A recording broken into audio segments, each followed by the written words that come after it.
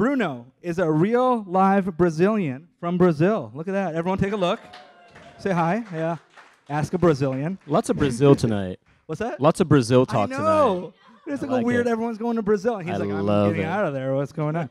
All right. He's a real live Brazilian from Brazil who lives in Chicago on purpose. So while you guys are leaving, he's coming in. He's an advertising creative, illustrator, writer, and author. Give it up for Bruno. All right, thanks for having me. My name is Bruno. I've been a creative for a long time. I went to school for graphic design, but nowadays I'm a freelance creative director at advertising agencies like Leo Burnett, FCB, DDB, BBDO. As it turns out, I work for a lot of initials.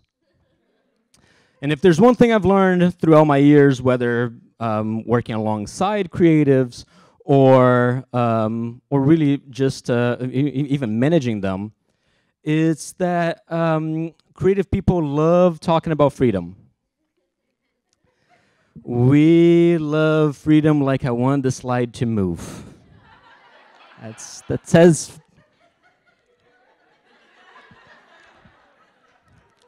It's a cute little boy, but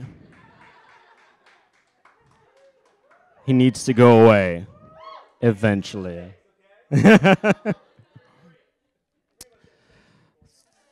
Three, and oh, spoiler alert. We'll do like early. Close your eyes. All right. Learn that the creatives love freedom like Kanye West loves Kanye West. We talk about creative freedom all the time. We think that the freedom is the secret to being creative, to being more inspired, to being more productive. But I'm here to challenge that notion, okay? What if I told you freedom was overrated? I'm speaking in a creative sense, not like I don't want the NSA to tap into this microphone. The ICE shows up and like, let's take the guy with the accent that says freedom is bad. I'm just saying that the hardest creative projects I've ever been involved with all had this sort of same kind of brief. Just have some fun with it, whatever. And people like you and I in this room, we do many things, but we are all problem solvers. And how are we going to solve a problem if we don't know what the problem is? If we do anything we want, if we have too much freedom? I was really relieved a few years ago when one of my favorite creative idols said that he has the same problem. There's this amazing documentary about the White Stripes called On the Great Northern Lights, where they get into their creative process a little. And I'm butchering the quote on the screen right now here on purpose, but this is what Jack White says. Telling yourself you have all the time in the world, all the money in the world, all the colors in the palette, anything you want, that just kills creativity. It's a little bit of a sidebar, but yeah, I'm always fascinated about people talking about their creative processes. So if you're at all a White Stripes fan, check it out.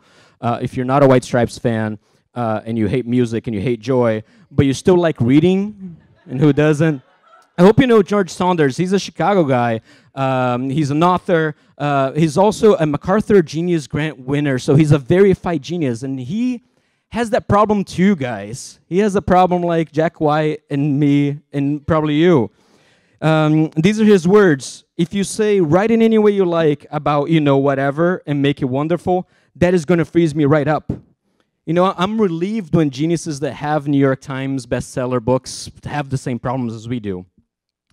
So whether you're creative or someone that works with creatives or a genius, you know how important a brief is.